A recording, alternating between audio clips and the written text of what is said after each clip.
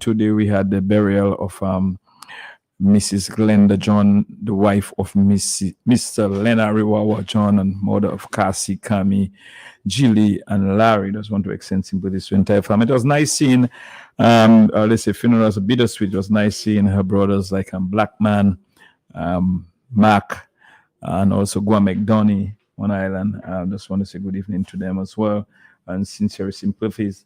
On Monday was the funeral of John Baptist, and it was nice seeing all the other members of the family came in, and my good friend Nato. Sorry, Nolly. Nato is not there. Nolly and his wife. Good evening to you, and sympathies once again. And also on Saturday will be the burial of Mr. Alwyn Popo. Or Salisbury. He's a brother of he was a brother of Elsa, Elsa for Tony's Corner. That's a brother, and then all the others. He had family in Colio. I think Elisha was also all the Johns in Colio. Elisha, but a sexy man. Yes, it was his uncle. So just want to reach out and sympathy to Fema, Rosalind, Roland, Bruni, and all the others. Adeline, Elsa. Good evening to each and everyone. And his son, my good friend Julian, who was here for Creole Festival. Good evening to each and every one of you. And those of you not doing too well, you have lost your loved ones. You have a lot of people who have lost loved ones who are not doing too well. Gifford Paul, just want to reach out to you. Danny Ford, and all the others in Salisbury, Francis Andrews. I just want to wish you all the best. Just want everybody to feel better, do better. And just want to reach out to those of you in Calibishi, any part of Dominica, you have loved ones, you're not doing too well. Just want to reach out to you at this time. From the leadership of our party, the United Workers' Party, Mr. Dr. Thompson Fountain, our leader, our deputy leader, Mr. Clement Masler, our president, Mr. Lennox Linton, and our deputy president, Mrs. Francisca Joseph, and every other member of the United Workers' Party. I just want to reach out and touch you this evening, those of you who are not doing too well and who have lost loved ones. Also, just want to welcome you to the Workers' Voice, this evening. Sometimes we play some music, sometimes we don't because of the copyright infringement, and we are live on Facebook. Sometimes you might play some music and it won't cut, and sometimes before you play two bars, it cut, and we don't want that. We want our Facebook friends to follow us as well. This evening, share the live. We'll be sharing the live on our Facebook page as well, United Workers' Party. But it's been carried live on Q95 FM radio and on Facebook, so you can follow us there as well. And tonight in studios with me, we have two gentlemen. But before I go to this gentleman, I just want to touch on something quickly. That is, just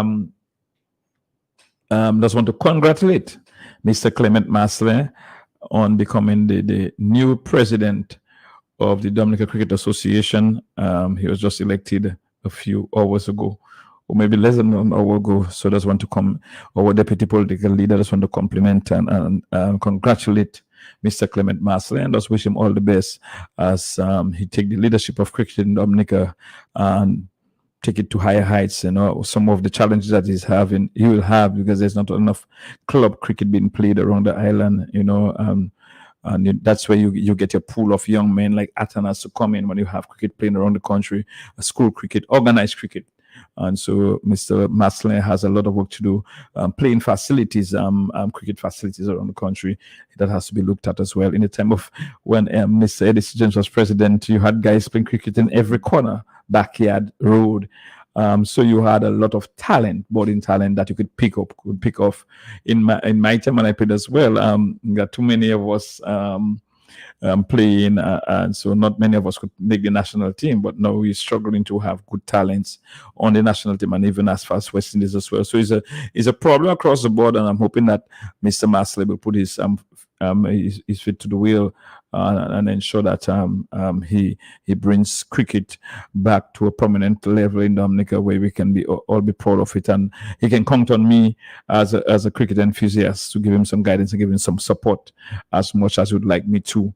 What I would not like to see happen to the Cricket Association, it will becoming political. If people want to make a contribution as sportsmen, as sports enthusiasts, people, administrators, they should just give the support no matter, irrespective of what party you come from and you belong to what community you come from, that to empower and ensure that we have our young men and women have that opportunity to play the sport and get there at a very high level. Right now, it's very competitive, a lot of money, and I'm hoping that we can get some of those talents to be out there as well. So congratulations once again to Mr. Clement Masley. Let me just take the opportunity quickly to also touch on an issue that happened. I had on Saturday.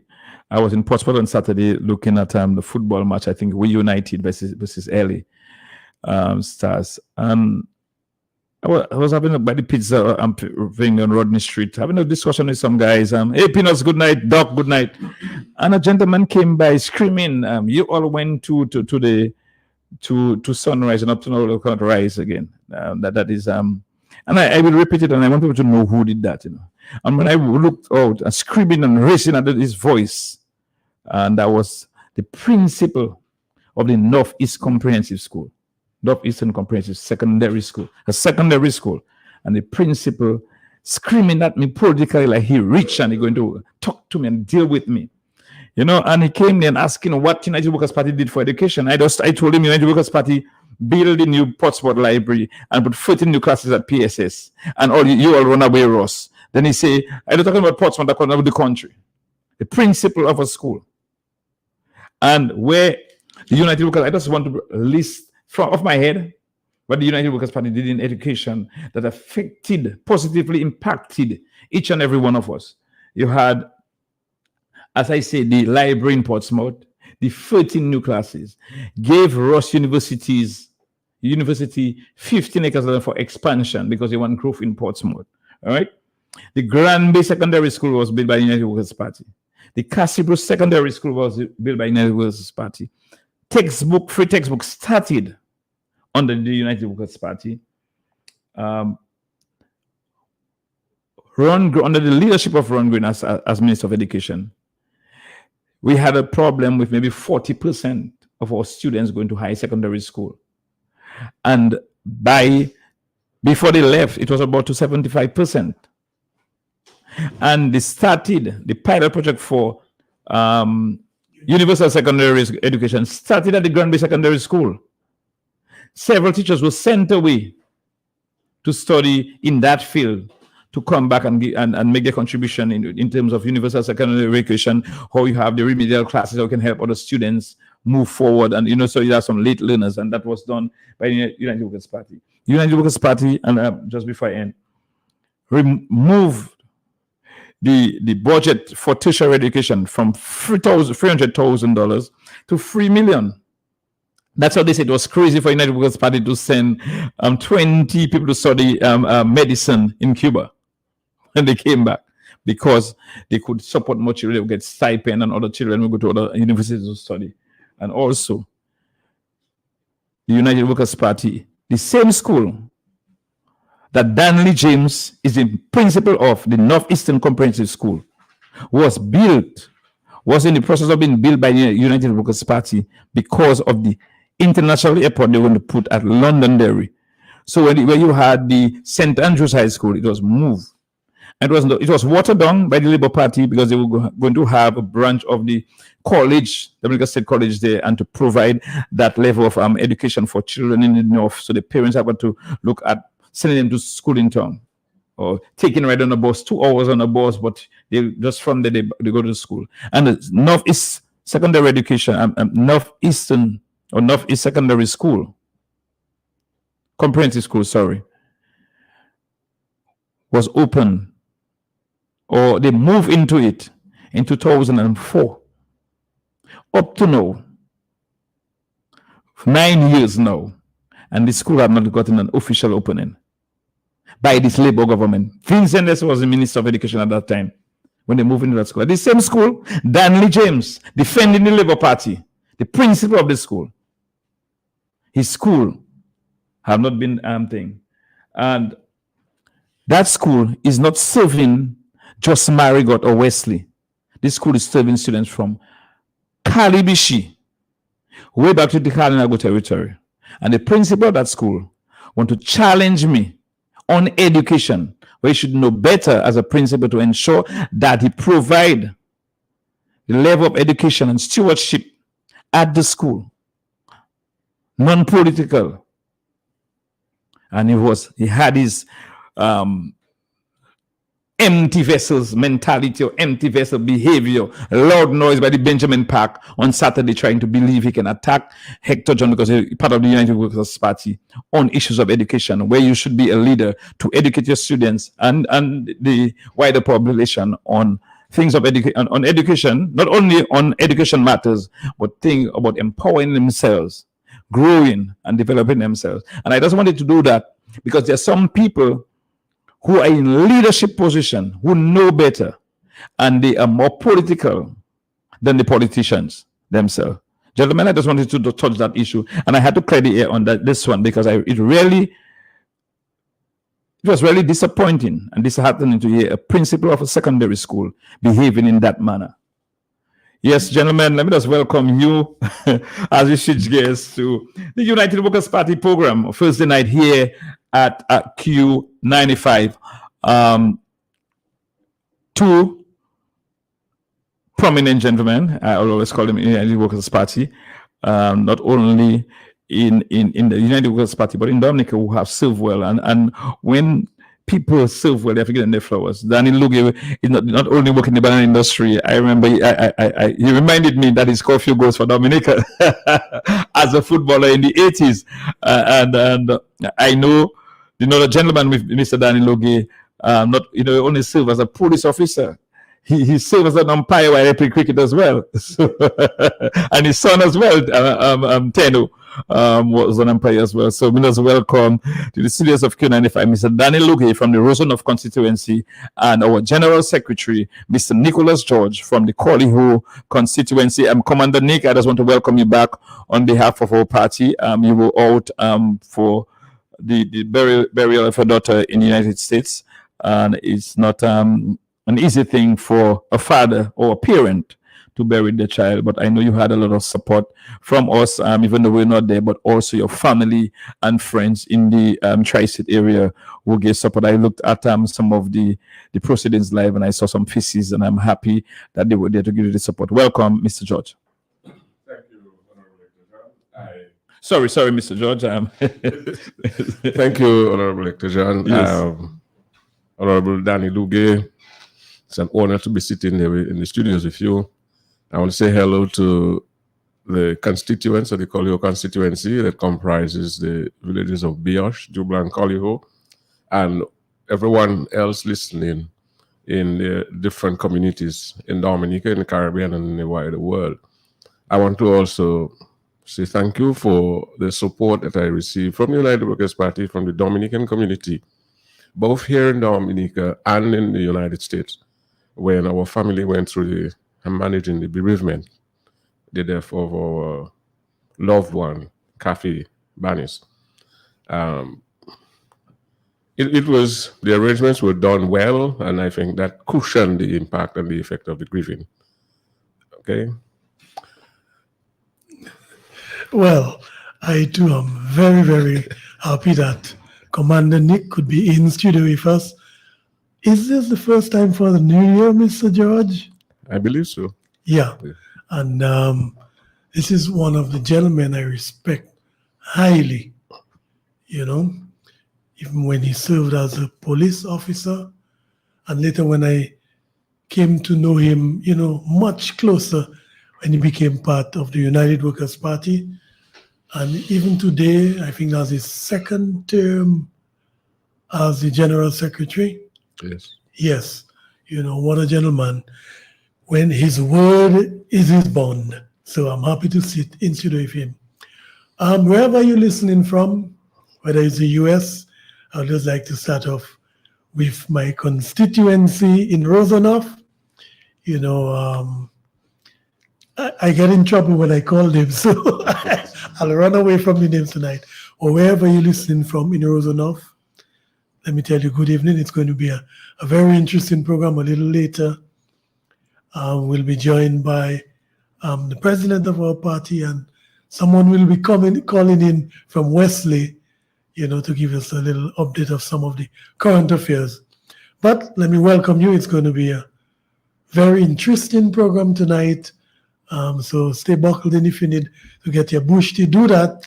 But, a little earlier on today, we were at the funeral of Glenda John in Salisbury, prominent farmer, Wawa. What is Wawa correct name? Lenery John. What a gentleman, what a family.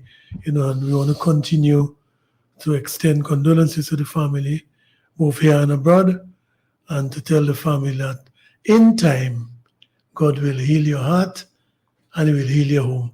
And others who are not doing too well, those recovering, we want to wish you Godspeed. We want to wish you a speedy recovery.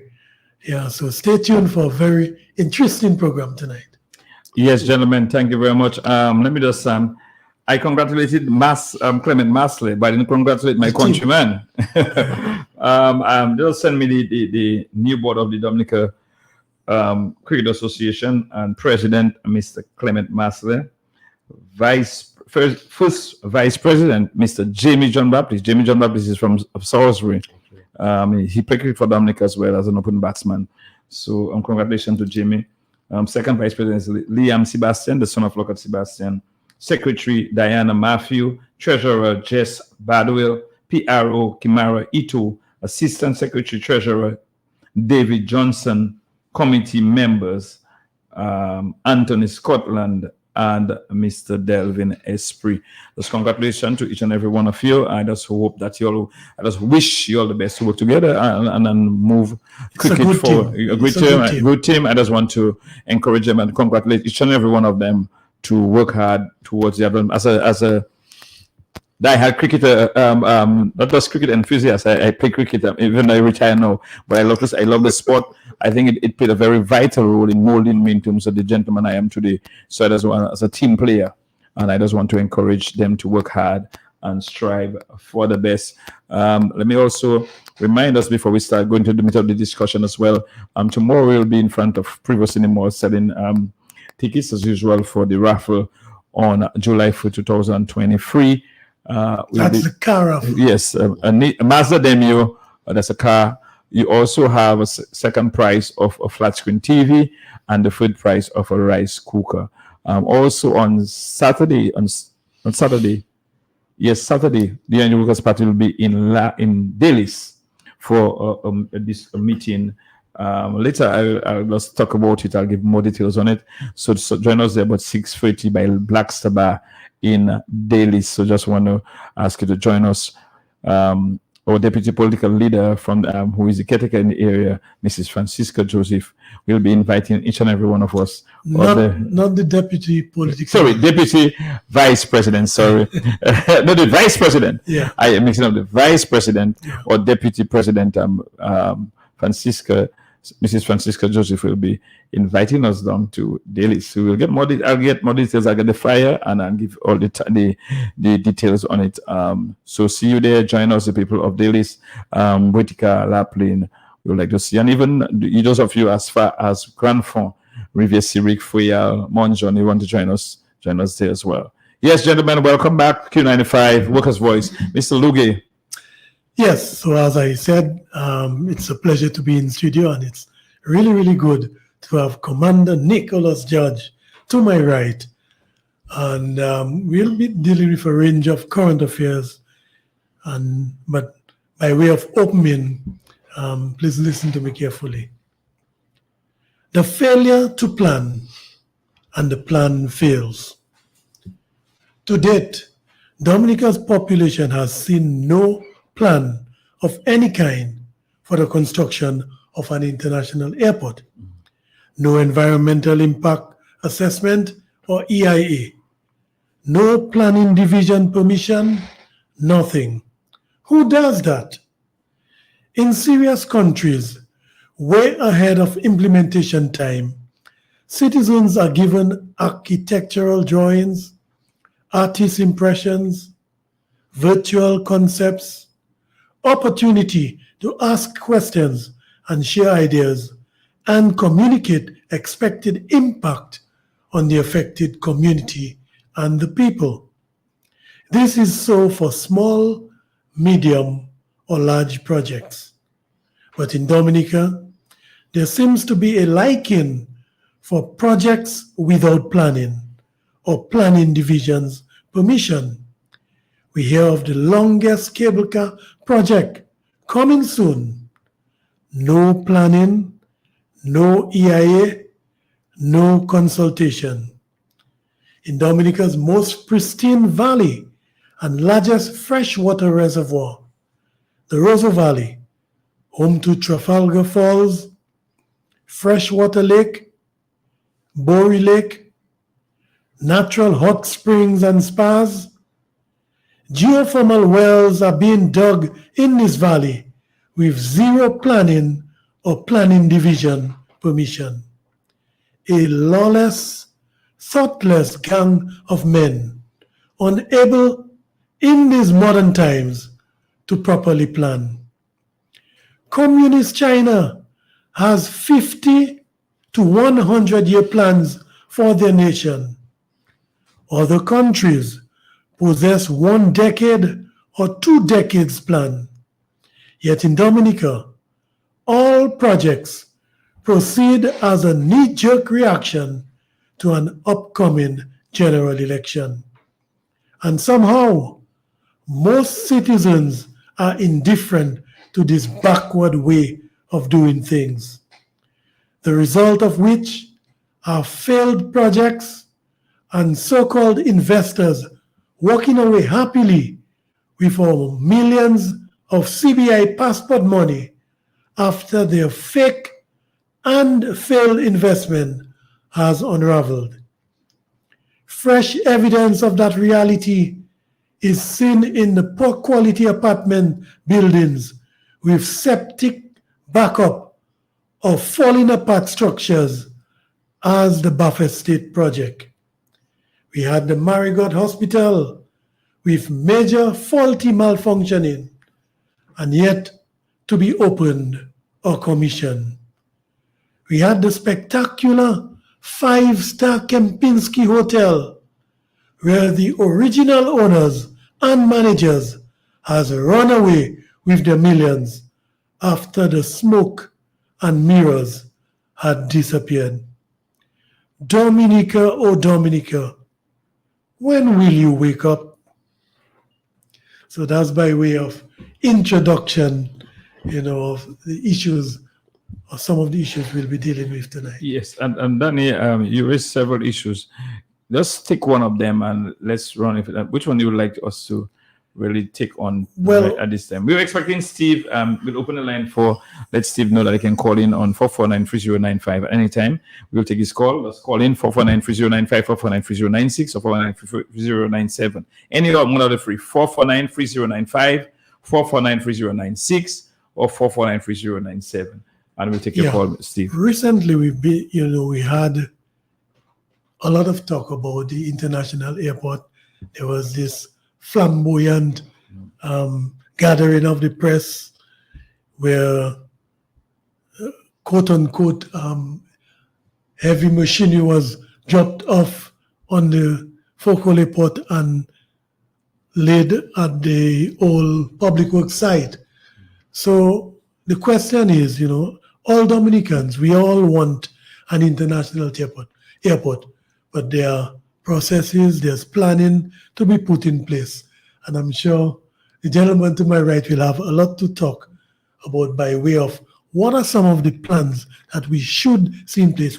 We have other Caribbean countries who's built major infrastructure projects, and the Prime Minister and their leaders would ensure that at least 60% of the labor would come from nationals. Yep. So, leaders who are thinking on their feet would ensure that their people are fully employed. So that would be my opening salvo. Yeah, let me, before we go to Mrs. I had a concern that I had that I'm not sure it was ventilated enough or articulated, is the border control and quarantine. I think that is critical in every, and I saw it somewhere. I don't know where I read it, but I saw somewhere they spoke about it in terms of when you bring in things. You know, Danny, during the Christmas season, I send crab backs to my niece in St. Thomas. Yeah. You must go to forestry and get a document for clearance just to sell a cooked crab back to St. Thomas on the boat, on the plane, one flight, no, it have got no transit from one port to the other. And I have to get that document, pay my $10, go for it, to go back to the port. But you're hearing that things are coming in. Even the people have to bring in their little, I'll tell you, yup and the other apples and fruits from Guadeloupe, Martinique. They have to go for quarantine. That is the procedure. You're hearing things are coming and fellas have big shoe and they're just driving them from the port to public works. Don't know if it have centipede. I hear them talking scorpions, cockroaches, nothing. If it have the sand on the wheel or whatever is carrying anything that is deadly, nothing that was done. That is basic border security and quarantine procedures. And these things were not done. And people are saying that you're against. It's not against development. It's about doing what is right. Right now, the people of the North, under pressure for that Cuban tree frog that came in containers fruit that came to Kempinski Hotel. They didn't go for the proper process quarantine, and they were brought there open, and tree frogs, as now you have an invasive tree frog on your hand that you can control. You know, and these are the type of things I don't want to bring that into discussion. That is a fact. And as we go forward, how do we, as I go to you, Mr. George, we look at the proper logistics, the proper way to do things. Something I did in project management, and there is some steps, and I tell you one of the steps is the proper involvement of the stakeholders. From earlier, stakeholders have to be involved. For you to sell the project or the project to be successful, the stakeholders have to play a very vital role in helping to sell that product. Mr. George. Yeah, I just it's not easy for me to contradict Honorable Danny Luge, but he said something there in his presentation that I would just like to add to it. Right. And to say that labor builds nothing. Only workers do. All right. Okay. So I like that one. So the money that is not coming to us is not coming for the workmanship of the workers. Right. All right. And let's take that one there straight. To have the Prime Minister say $214 million plus was exported. That is, I using the word exported, not just sent out from Dominica by people who are working, non-nationals who are working on island in the construction and in agricultural industry, is an insult to us. It's an insult to us. We know that the comparison has been made that 169 million is the total budget in 1 year for the civil service. We also know that the foreigners on island do not pass or exceed 1,000. Whereas the civil service is about 4,000. Now, so the 214 million is not representative of all the monies paid. It may be 60 to 70%, because some of it had to be spent here during the course of the year for maintenance or upkeep of the people who receive the money. Okay, so even if we put it at 75, 25% may have stayed. Then so we are closer to about 350 million to 400 million that these workers would have earned in our economy, whilst all workers in the public service earn collectively 169 million. That is enough to upset a population, a citizenry. How can I send my child to study? He or she comes back qualified, and as an engineer, as a doctor, or whatever it is, and is unable to be employed in his or her land of birth, is discriminated against merely because somebody thinks that the child supports some other party other than theirs, and you discriminate, and then you import workers to come onto the island to earn almost in excess of $400 million and to export it from our economy and be happy about it. This is not a government for the people of Dominica. They're not interested in enhancing or developing Dominica as a society. They're not interested in that. And for that, the Prime Minister and his ministers should demit office. They should just leave voluntarily. Just look, we are tired of this. We've made enough money on our own. Because the Prime Minister said 2 years ago that I'm going to leave this building at Mount Daniel. I'm going to build mine. I'm informed that the building that he is constructing is probably in excess of $20 million. $20 million. And he's been in government 23 years. Prime Minister 18 years. Huh? $20 million building. I would like somebody to tell me which civil servant in Dominica's history that has been able to build a $20 million building working for the government for 23 years. Which civil servant has earned from the government salary? From the government salary. They have earned that kind. There's no business investment. Yeah. That we know. So the the Integrity in Public Office Commission does not tell us that. Like in Jamaica, for the Prime Minister and the leader of the opposition, the commission in Jamaica discloses the interests of the Prime Minister and the leader of the opposition. That doesn't happen here. But on the face of it, I know that this Prime Minister has not engaged in any business transaction from which he earns an income. Because recently he was speaking at some conference, I don't know how you characterize the conference, and said, salary increases, he is the first person that should be considered for a salary increase. And look, you, hold on, Mr. John, you can almost scratch your eyes, you know, when he said that, he started scratching his eyes.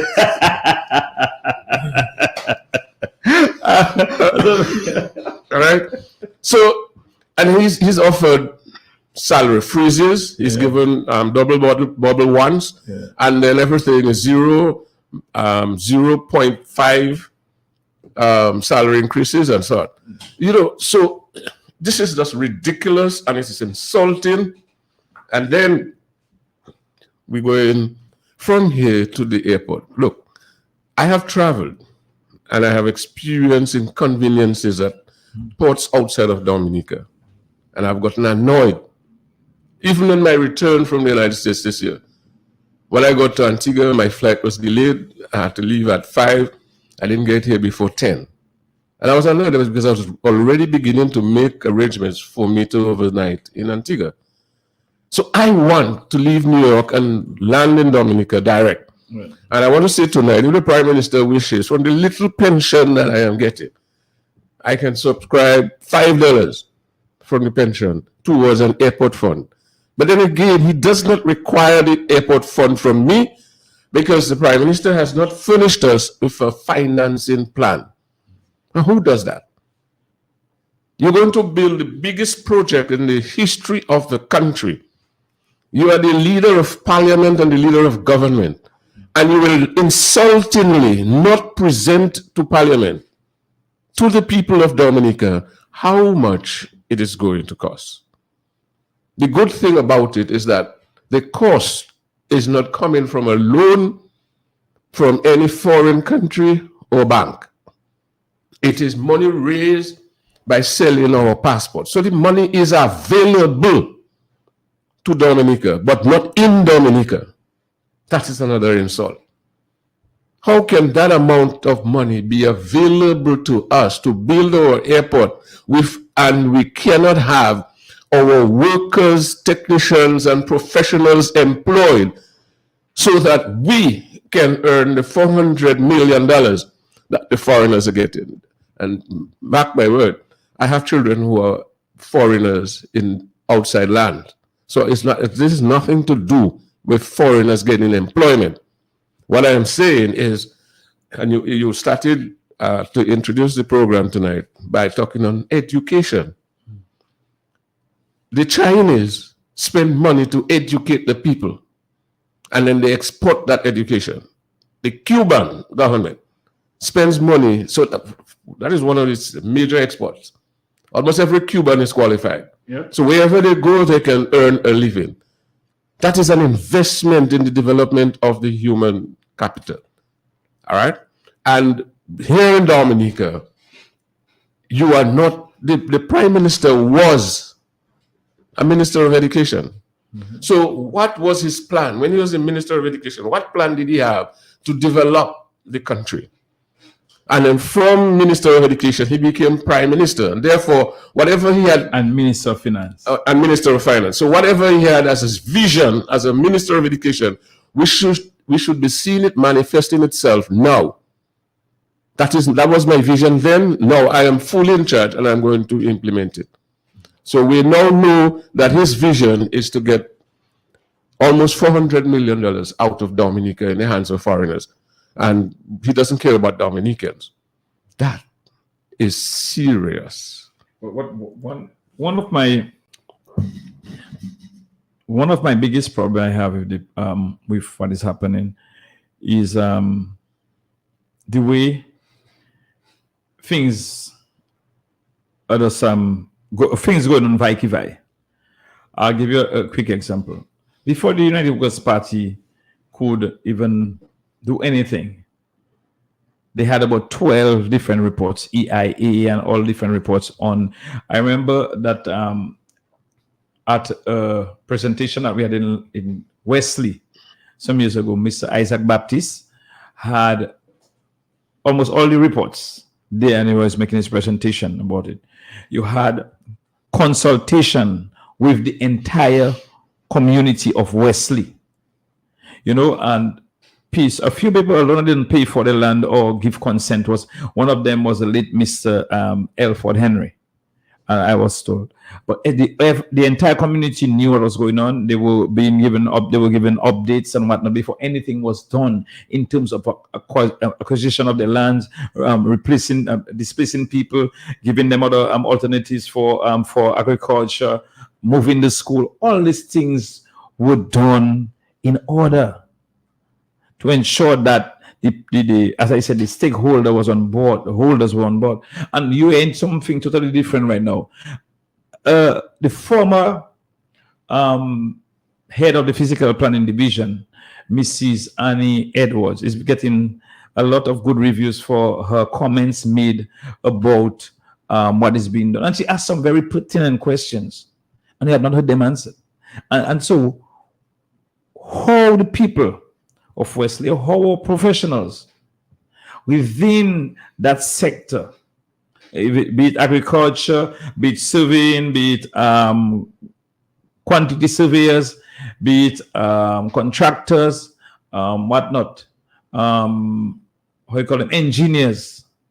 Why more of them not speaking, Mr. George? Yeah, well, you see, some of this thing stems from a fact. It is the fact of the work done by the Labour Party in demonizing the United Workers' Party. All right? And causing people to hate Honorable Lennox Linton. Okay? So, in other words, even if we speak here that $400 million should have stayed in Dominica to pay for intellectuals here, and we say that, and they know that to be true. But because they have, hatred has been ingrained in their psyche, then they play, they're not seeing and they're not hearing. Okay, they neither see nor hear. It is not that it is not present with us. It is very present, but they're doing that. So it's a strategy that the Labour Party has employed, and under that guise and under all that shelter they're doing, it is not that they don't know what to do. It is not that they don't know what to do. And the other thing, again, that comes to the fore is there should be about 14 permanent secretaries. Yeah. So no funds can be disbursed if not authorized, public funds, Yeah. if not authorized by, There are 14 ministries. yes, Right. not authorized by the permanent secretary, because they are the accounting officers. Yeah. No minister signs a check. The Minister of Finance approves the request for financing, Right. and the accounting of the disbursement of that money is done by the accounting officers who are permanent secretaries. So am I to be told that the permanent secretaries don't understand the discipline that they followed when they went to university? And the culture of the public service, that certain things must be done, must be in place, so that I can put my signature to a document. Mr. George, any basic course, any basic degree that you do at university, you must do an ethical course, an ethics course, must. But you you start your ethics course. You start your ethics course at home. I'm telling you, You understand? right? Yeah. But with your degree, you must do an ethics. But I can tell you something that I did when I was at work. Yeah. I managed part of the appraisal system for my division, and I also designed the appraisal form. In the key areas, we had discipline, but I gave discipline a higher percentage is required of the constable. And as I went on up the ranks, I paid less emphasis on discipline. So in other words, I wasn't concerned too much of the discipline of an inspector, No. because he should have been groomed from the rank of constable. Right. You got what I'm saying? And so similarly, the permanent secretary doesn't necessarily have to learn the ethics from the university, but it complements whatever it is that you learn from home and where you started in the public service. So by the time you become permanent secretary, you should, and there's a reason why they say permanent secretary.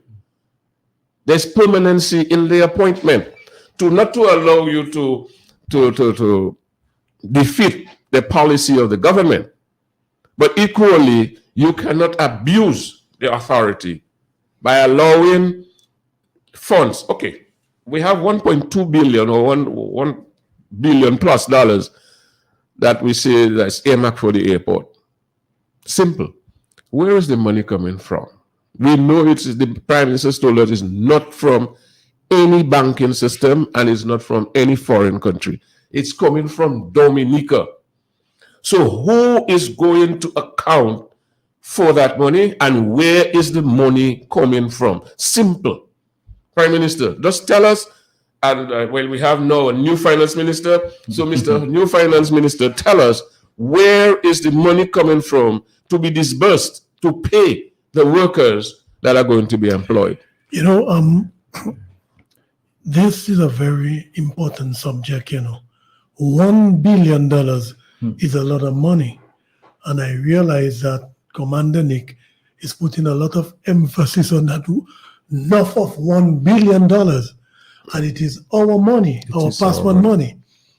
Any serious government, any serious manager, that the resources is coming from the people and from the property of the nation, which is our passports, would ensure that a great bit of that money stays in Dominica and circulates in Dominica. But we're seeing long lists of Chinese coming in, and I'm sure several other nationals and Dominicans, from the utterances of the Prime Minister when he revealed how much money is being exported via Western Union and MoneyGram. 214 million. Clearly, well, Commander Nick just explained it is plenty more than that. Of course. It is plenty more than that. It's closer to like $400 million in the hands, expatriated, that's what it would, that's the correct word, Yeah. right? To, other nations, while Dominicans are standing by and look. Yeah, So gentlemen. my brothers in Wesley, Woodford Hill, and Dominica generally, don't get mad, when we're trying to open your eyes. Yeah. All of us want an international airport. We are not against the building of an international airport. We are saying it must be done properly. We are saying that Dominicans must be the premier beneficiary from that project. I see a call Yes. coming in. And we Let me just expecting- open the line. But also, while we open the line, we have to maybe make it fun as well. We have some tickets to give away for the raffle as well. Hello, good evening. Welcome to the Workers' Voice. Yes, good evening, Swag. Good evening, sir. I'm giving to Daniel Lugi. How are you doing? Oh, good evening. All right. And Mr. George is there also. Mr. Oh, Nicholas that's George, yes. Mr. that? George.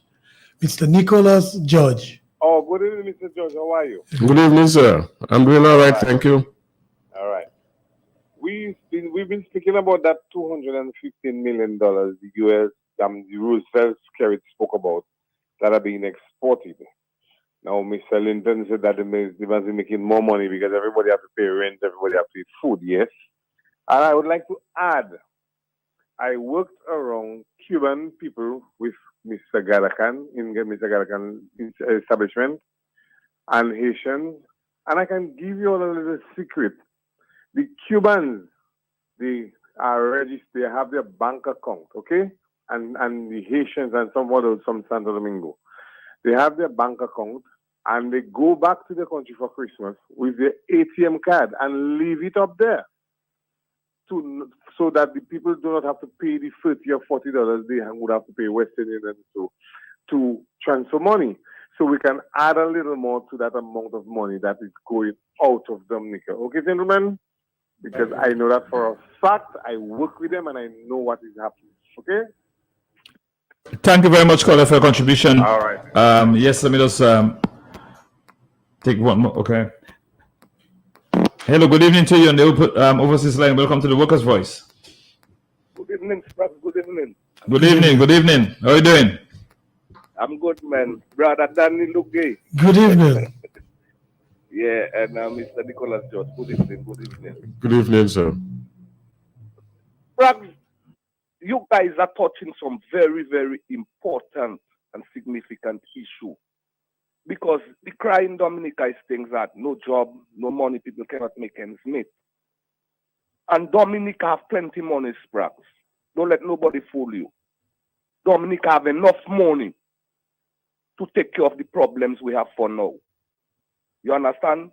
Because listen to this. Honorable George made a very, very, very good observation in that you have an airport that is allocated maybe over $1 billion. And that is from the sale of passports. Not foreign aid, not no loan, not no grant. That's Dominican money. Who is going to oversight that the finance of that project? We know the history of Roosevelt Skerrit and the Labour Party administration. And to me, Dominicans need to hear that. They need to hear that and try to understand it. Wrap your head around it. $1 billion. And the parliament haven't got no oversight over it. An Arab man, a foreigner, who controlling the resources of Dominica and telling them. Why you see, what has helped me the most, and up to now I still cannot get my head wrapped around that one, is that Roosevelt Skerrit is telling Dominicans he's going to give Abdullah Mohammed passport to raise over $1 billion. And then he's going to loan Dominica the money, and then Dominica have to pay him back. I don't know if I get that one right, or if maybe my understanding a little limited. So You're on point. You're on point. Say that again? I said you're on point. Yeah, but Sprags, that doesn't make sense. I cannot understand it. I said maybe I know that I'm not a smart fella like you guys. So maybe this intellectual and people, you know, that have a little more education in finance and economics and mathematics, maybe they could explain it to local people like me, because it's no way that making any sense to me and anybody with a little common sense like what I have. Not too common, but the little bit of understanding I have. That's how you could. He's saying, no, I laugh in there, but it's a serious matter, Frank. You're going to give an individual over passport to raise over $1 billion. Okay, fine. Then he's going to loan you that money. He's going to lend Dominica or fund Dominica that money, and then we have to pay him back. Okay, that's another thing I can't. You just because sometimes one thing's over my head, I don't worry about it too much because there are certain things that over my mental capacity, I don't bother with it because it's going to drive me crazy and you're going to be insane. So I leave that alone. But listen to that. As Nicholas George said again, a civil servant, because Roosevelt is a civil servant, you know, he's a servant of the people. He thinks some guy, I don't want to describe him in any negative way, calling him world boss. He's a world boss. And he's renting an apartment. Dominican people paying him 8 times his salary for his housing allowance. That's another thing that don't make no sense again. No, he dismantled the IPO, so we don't have no record or no regulation or no oversight of the finances of these individuals. And it's alleged that this house is his own. I don't know. You understand? Now he's building another mansion, 20 million. How much tax Roosevelt carried has split in Dominican Treasury? That's another thing you guys got to think about. Because in any civilized world, you have to release your income tax statement. Because if I go and plant marijuana and police don't hold me, Nicholas don't boss me. Sorry, Mr. George. And I come up with, let's say, I don't put in $1 million, $500,000. And as I say, he's a sergeant, so I have to respect. Once a police, always a police. He's my partner, you know, but that's what I learned. And he don't hold me. And I go Guadalupe where I go, I sell it, I get come back with him. When I go and spend that money, if I'm going to buy a transport, once I bring over $10,000, they have to report it. Whether it's to the bank or to a dealership, they have to report that money. No, they want to know, Leroy Shillingford, what is your occupation? I tell them I drive in trucks. Okay, we want to see your income tax statement.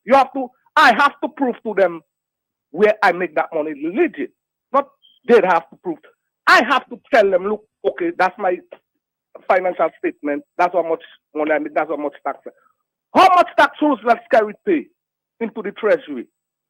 And I don't know if we have adequate laws to look over these things.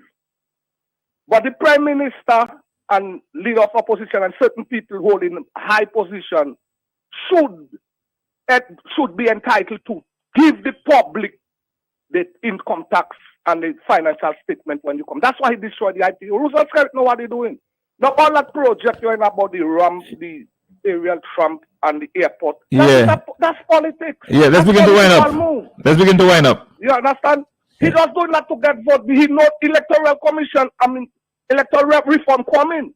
So he want to shift he see the danger. So now they're trying to polish, say the building airport, bring 2 old dumper. We don't know how much iguana egg or how much snake egg got in the wheels of them thing with all that dirt. And I mean, my brother Dominican have to get more mature when it comes to politics. It's not about party.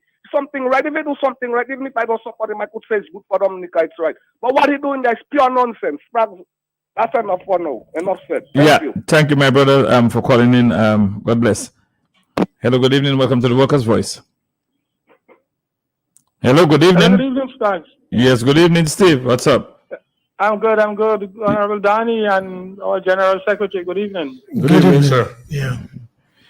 Yes, we were expecting a bit earlier. We'll give you some time to just touch on the issues that happen in Wesley, specifically the hot button issues that are going on right now in terms of the Chinese moving in, the heavy equipment, you're in the tension up there, the land acquisition, people moving, nobody getting the key, the certificate of title, but getting keys. You know, there are different things, discussions going up there, and anything that you can touch on to enlighten us, we'll give you a few. You can go ahead and speak right now. Thank you very much. Yes, Mr. John. Well, as you very well know, the nation and the world, and let me say good evening to all persons listening to our program. It's years now, close to 15 years now, since this Skerrit-led administration have been promising an airport. And clearly the people were excited about the airport. Even 3 years ago, they started the acquisition of properties in the Wesley area. And it is a shame that as I speak to you now, probably half of the persons, the property owners, have not yet received monies. So that is a challenge. I mean, last week I was in the area at Pulpa, Eden Road, Wesley, and a gentleman was asking me if I think the government going to build the airport. No, he has a building there and his place was acquired. He has not yet received any money. But while speaking to him, we were looking at some Chinese renovating, putting on windows on a building that was acquired by the state. They say it's for them to house Chinese workers. So the gentleman is confused. He's not convinced that airport is going to be built. I tell him, well, based on the amount of money that the state have outside in the CBI funds, the government must do something. So they will build something, whether it finish or not, is probably will not be their business, but they will do something so that they can give account for the $4 billion that is missing. He say, oh, so it's a confusing thing. Dozens of persons from Wesley have not yet received the money. Some has received money and they have rebuilt, but they cannot go on the place they built because that is in the Joe Button area and the state has not yet given them a certificate of title on the land they built. So some are saying, well, I'm not going to squat on state land. And the government is telling them, well, look, it's not our fault. When the James administration purchased the land 20-something years ago, they never transferred the titles from private owners to the state. So it's that what are keeping them back. So they are tied up. Some of the persons that have already built at Joe Button refuse to move. Others that are weak, the Chinese literally tell them they have to go. So there is a team, about 6 Chinese, going around with a 4-wheel drive pickup, asking people to leave. And even my former pal rep, Gloria Shillingford, they literally evicted her, you know. She had to go up into the place she got MMC built for her. MMC built a home for her. I understand she told the Prime Minister she didn't like it. He told her, well, if you don't like it, you'll have to sell it. So she did some renovations there and she will probably be residing there. But I see out of state now. But it's a confusing situation. There are dozens of farmers that have not yet received compensation for their crops. And what is confusing is the fact that Chinese are occupying the houses that are empty. I spoke to a few Chinese that they are presently building what they call a temporary village in the palm tree area. Yes, this afternoon about 5:30, 6 o'clock, I passed through there because I have a farm close by. And unfortunately, you have to be passing in the center of the Chinese village to go to your farm or to your home. Because the place is not... I mean, if you're doing a massive project, you would fence up the area, you would use roads around the perimeter of the project so people wouldn't interfere in the project. Nothing Steve, to that effect. Can I ask a question, Steve? What are the people from Wesley saying? What are they doing about it? What are the type of what is the vibes on the ground about the people, the villagers themselves who have been affected? What are they saying or doing about it? My brother, to be honest, they are confused. They continue to say some of them get some money, some of them waiting on money for compensation. But they continue to say no airport is going to build. It's amazing. You see, up to now, as I speak to you, no airport has started, you know. What is going on, and it was confirmed last week, Saturday, by the developers, that they are doing geotechnical studies, and it will take them another 6 months to complete. And it's only when it is completed, then they're going to do the final design for the project. And we all know who in the construction field that if you do not have the final design, you do not have a price. So we are very much afraid that probably that will end up like the Margot Hospital. Remember the Margot Hospital? Yeah, hold on, Steve. Before let us move. Let's just stay on something. You made a very important point, and we need to get some more clarification on. If they are saying that they're doing studies still, why are they acquiring land and removing the people from the land until they get? So if at the end of the day they did do the studies, and the studies say no, that they cannot build the airport there, what are they going to do? What are the people from Wesley going to do? So why the people of Wesley not coming together and saying, okay, meet with us first, let us have a dialogue on that issue before we move? My brother, I believe that project there is designed to siphon hundreds of millions of dollars from the state. The developers are saying that in Japan, an airport was built in the sea. But they are not aware, as I speak to you now, that the airport is sinking. Dominica do not have the resources to renovate, to modernize that airport that is probably sinking, because they say the place is clayey. Wesley, the area they identify to put the strip, is clayey. So they say no matter what, they will put the airport there. So that means, and remember the Prime Minister said the airport is going to cost $1 billion without a plan. You hear? So probably in truth and in fact, the airport going to cost about $300 million. But they're going to claim hundreds of millions of dollars because of the nature of the soil. But what is sad is that the Chinese are building a village to house hundreds of Chinese immigrants to work there. They put up a poster, say they want workers, but when you go there, the only persons they want, they say, are laborers, $8 an hour, which works out to roughly $64 a day. That is slave labor. But People don't understand what is slave labor. Slave labor is the money you get in, but you can't do nothing with it. But Steve, I'm going to cut this short again because there are some things I want us to be clear on, and it's not maybe because I'm from Salisbury, but something doesn't make sense to me. We're going into that discussion there about what, and the other people that maybe would like to ask a question as well. Mr. Lennox Linton has joined us as well in the house. We have Mr. Nicholas George and Danny Luge. But I want to ask a question. We're saying what the Chinese is going to do, but I'm not hearing what are the people of Wesley, Palmtree, and Woodford doing about it. I'm not hearing that coming from the discussion. And that is what we need to ask our brothers and sisters in Wesley, Palmtree, and Woodford. That is going on. We see that the Chinese is doing things out of the way, the government doing things out of the way. But what are people, the villagers themselves, going to do about it? What are they doing about it? Are they talking about it? Are they asking for discussion, for dialogue, for consultation?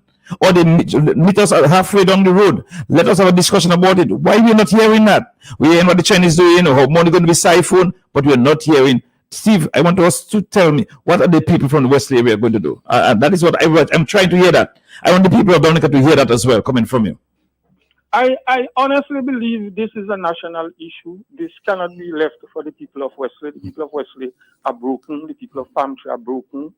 They are frustrated. We all know we live underneath a regime that is brutal, that have an inner circle, and it's only that inner circle that benefits. The people are confused. The people are waiting for government officials to come and speak with them. They say privately, they say publicly. I'm trying to understand why the government makes several steps backward and is not communicating with the people. A matter of fact, it's even the Chinese that are communicating with people. It's the Chinese that are evicting persons at Eden Road. I don't know if later the people will rise up. But what I see is everybody calling, asking questions. When I go in about my business, they're stopping me, attempting to suggest that I'm the PAL rep, asking me, what is the position? Tell me they haven't received any money. And yesterday afternoon, a gentleman comes in the shop, in one of the shops I was having a drink, asking he don't draw his money for the agriculture they destroy on his farm. So a guy in the bar asked him, well, where were you yesterday? He said, by his home. He said, well, you should be on the road demonstrating for your money. So I don't know what is the problem with the people, but I don't know. Probably we need the nation to assist. All right, Steve, thank you very much for joining us. Is there anything else what you would like to tell the people of Wesley in terms of going forward? What you'd like to see happen as we wind up? Yeah, what I will say, I was mentioning that, as I said earlier on, I believe that airport development project is a way for some people to siphon hundreds of millions of dollars. We saw the Marigot Hospital was estimated to have to cost $35 million. At the end of the day, it cost $55 million, and they cannot open it because it had terrible problems in respect to leaking and mold infestation. We also have to remember the Lyo River Hotel, where $100 and something million was spent, and it had to go down the drain because of poor concrete. We're very much afraid that the airport will be built, but it cannot be used because it was built on clay in swamp. Thank you very much for your time, gentlemen. Thank you very much for being for Steve. We really appreciate that. Yes, this was Steve Benjamin from the from the Wesley constituency, our former PRO. Just give us an update what's going on in the area. And I am taken aback, and I know as the discussion goes up, and our listeners saying that things are happening up there, and Vikivai, nobody's in control. People don't know what they want. China is taking over, and nobody in the community, no community leader, not even the PALREP, can be formed to really give the people some guidance, and that is really a sad day. We are listening to the Workers' Voice, Q95. Don't forget we have the raffle continues. The sales for the raffle continues tomorrow in front of the Prevo Cinema. Only $5, and you can win a Mazda Demio car. Also win a flat screen TV and also a rice cooker. So you can join us in front of the Prevo Cinema. Come on this Friday. Tomorrow, Friday will be the 10th. Yes, in front of the Prevo Cinema. I was just looking for. Okay, right here it is on Saturday. Will be a town hall meeting. Saturday, March 11th. 2023 at 6 p.m. Black Star Shop in Victoria, Dailies. Electoral reform, national and local issues. And he has speakers, Mr. Clement Masley, Mrs. Francisca Joseph, Mr. Lennox Linton, Mrs. Ernie Johnson, and other members of the United Workers' Party. Come and have your say, right? They come and have your say at the town hall meeting, Saturday, March 11, 2023. 6:30 p.m. at Black Stars Shop in Victoria, Dailies. Yes, you're listening to Workers' Voice, and as I said, just join us in studios is the president of our party, Mr. Lennox Linton. We also have a few tickets to give out. If you're listening, we'll take a break in a while and give a ticket, maybe 15 minutes, and just take this quick call. I'm going to go to Mr. Linton. Okay, Mr. Linton, let me just introduce Mr. Linton because the lines are going. I don't want to cut him off and get back to the course. Very Mr. good evening Linton. to you. Very good evening to you, Honorable Director John. Very good evening to you, Honorable Danny Lugia, and Honorable Nicholas George. Very good evening to you, sir. Good evening, Very good sir. evening to the other members of our national executive, our supporters and friends around the country, and the patriots of this blessed land at home and abroad. Couple of things. Number one, I heard Steve Benjamin making reference to it, and that's the price tag on the Margaret Hospital. It is actually $59.6 million that the government has spent on the Margaret Hospital. $59.6 million. There was an amount of $6.7 million that was spent in 2021, 2022, and the amount spent in by the end of the financial year 2020, 2021 was 52.9 million, somewhere around there. At that point, the hospital had already been handed over. The hospital building was already handed over. So if you think that it was handed over by the 30th of June in 2021, 1 year, and July, August, September, October, November, December of 2022, that's 6 months. And then January, February, March, 3 months of 2023. So you have a year and 9 months that the building was handed over and the hospital is yet to open to provide services, medical services, to the people of the Northeast at a time when preventable deaths continue to rise in Dominica. It's important. $59.6 million spent to date on the Margaret Hospital. $59.6 million. When we checked with industry players and they did the analysis and the math, we were advised that this building should have cost no more than $35 million.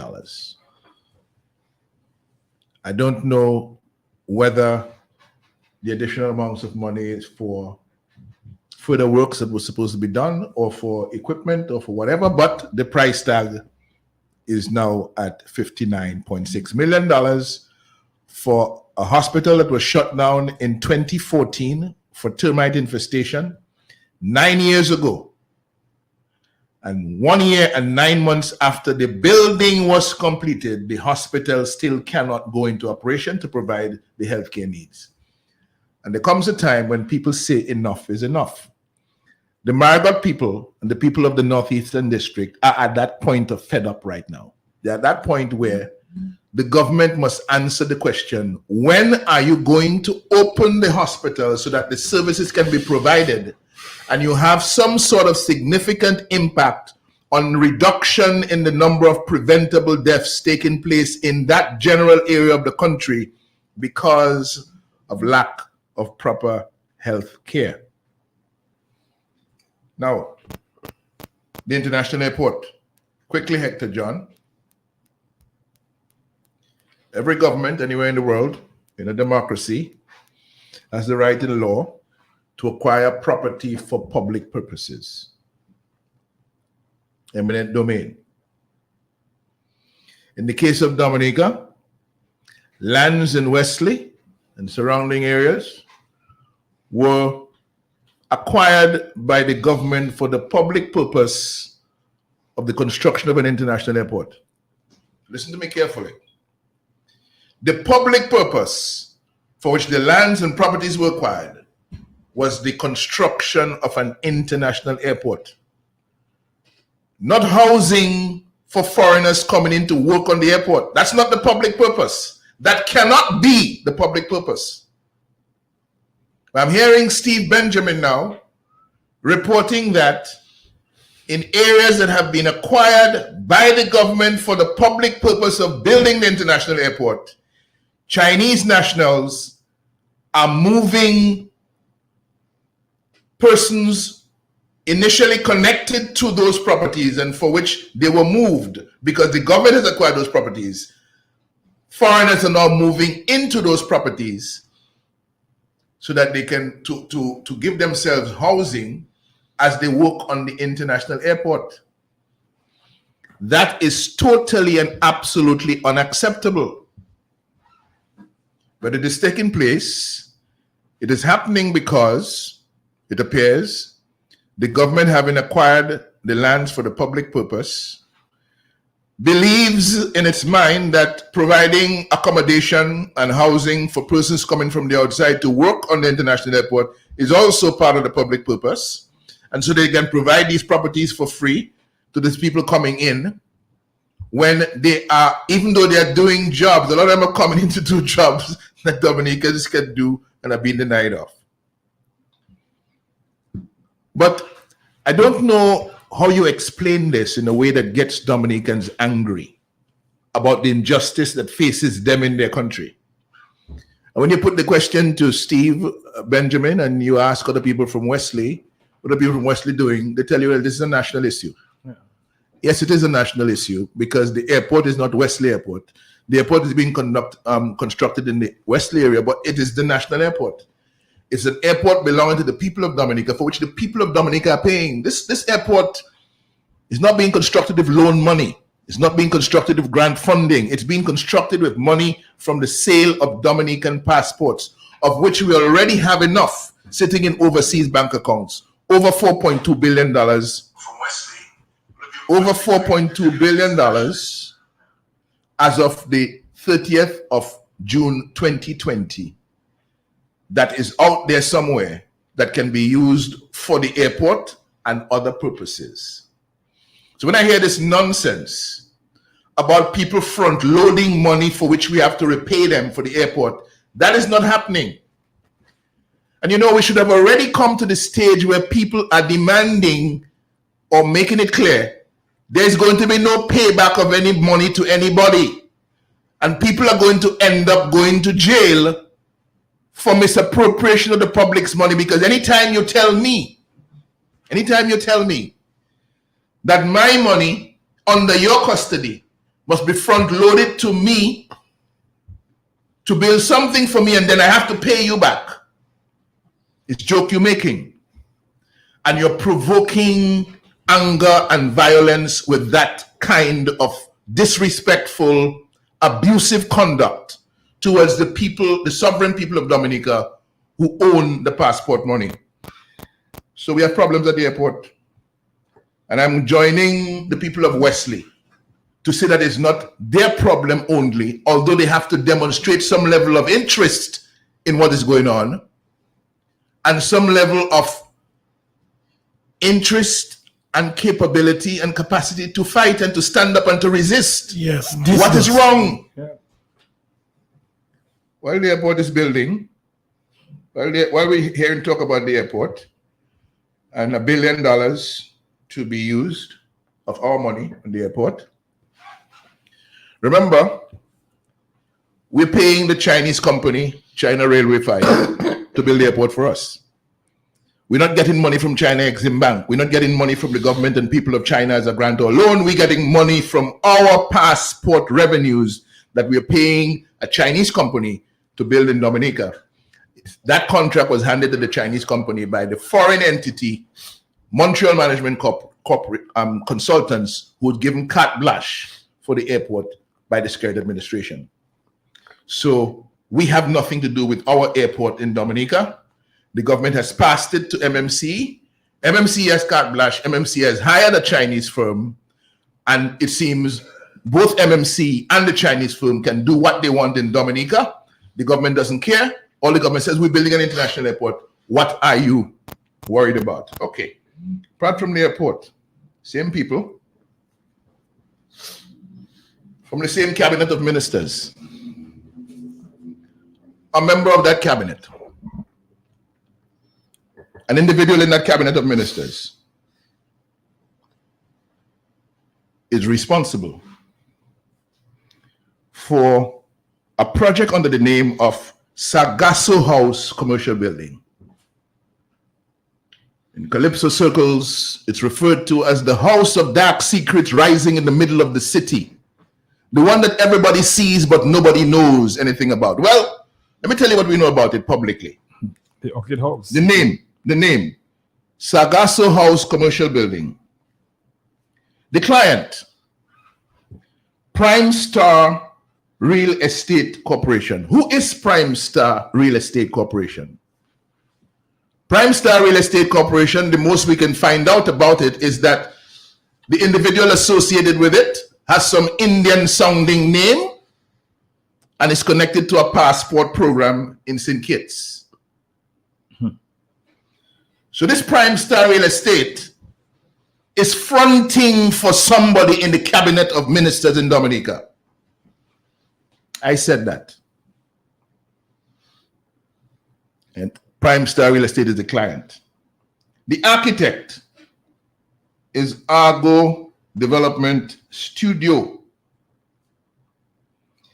The engineer, RW Consultants. RW Consulting. The mechanical, electrical, and plumbing consultant is a company called Stages Consulting. You know about them? Anybody ever heard about Stages None Consulting? of the names you call in their local companies. Okay. And the general contractor is ADS Construction, which is associated or affiliated with the architect Argo Development Studio. All foreign entities giving us the Sargasso House Commercial Building. But the Sargasso House Commercial Building was sitting on properties owned by Dominicans.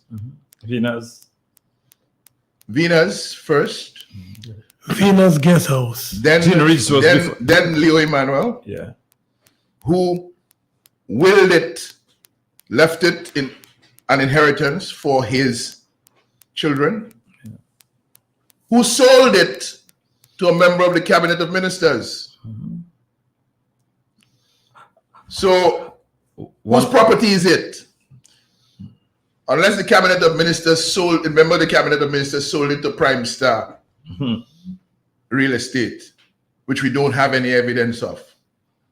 The building belongs to the member of the cabinet of ministers.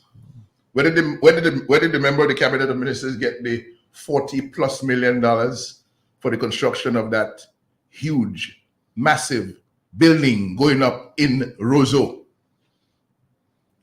Who is paying Argos? Well, it appears that again we're dealing with passport money. Every major construction in Dominica seems to have some sort of connection to the sale of Dominican passports. And this one, this house of dark secrets rising in the middle of the city, seems to be no exception. So we ask the question tonight: who is funding the Sargasso commercial building in the center of Roseau?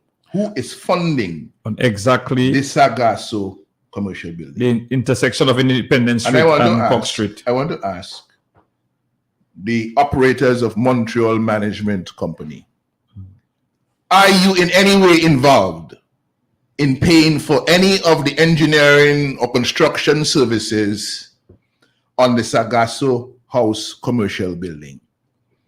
And if you are, on whose behalf are you front loading the money and who's going to pay you back? Because may well be another front loading arrangement. They seem to be front loading. They seem to be experts in front loading money.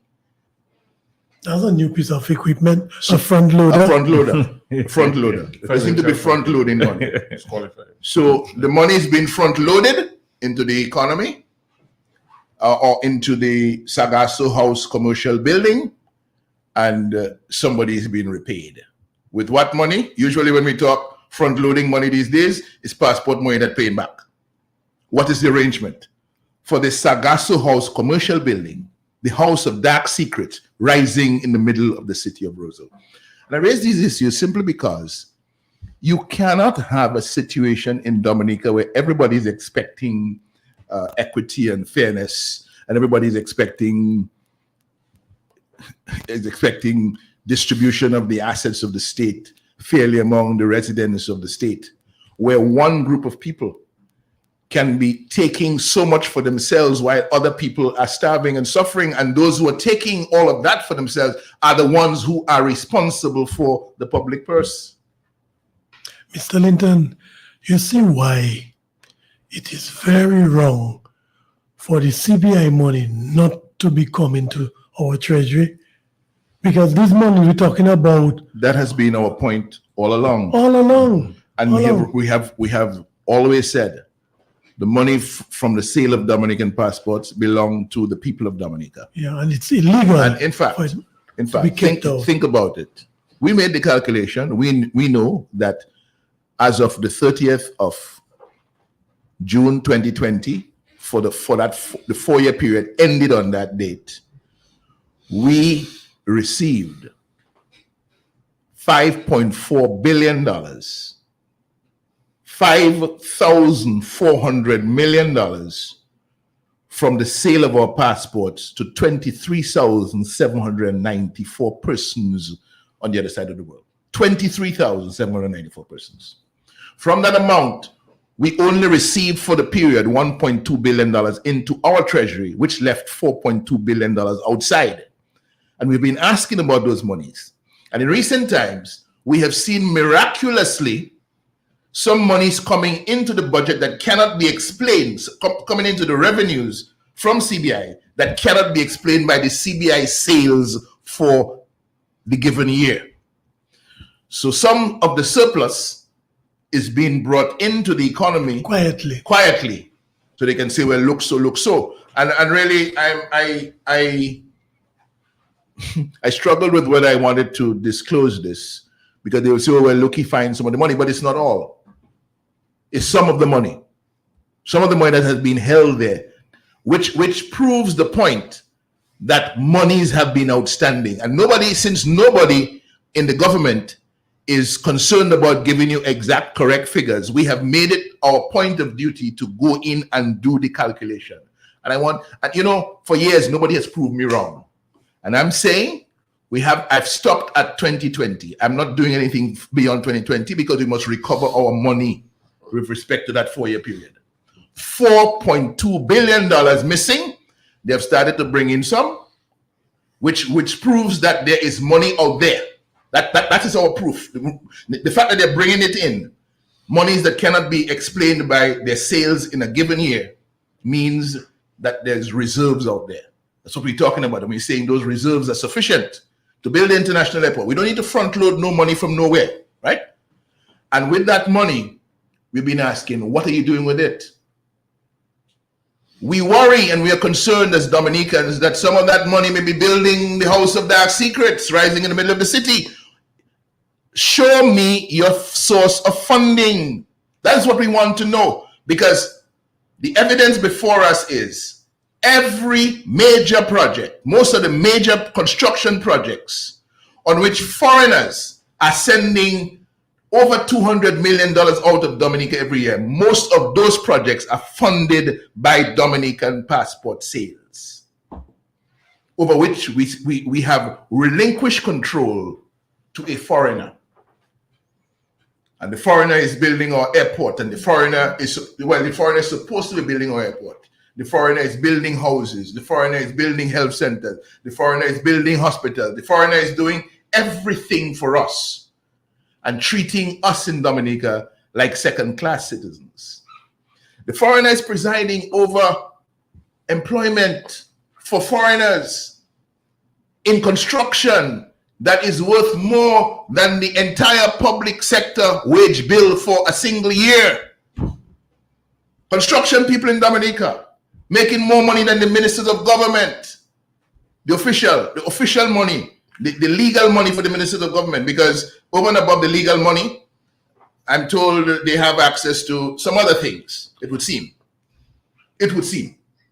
Because some of the assets that we're seeing on display cannot be explained by legal income, which is a crime under the public, The Integrity in Public Office Act.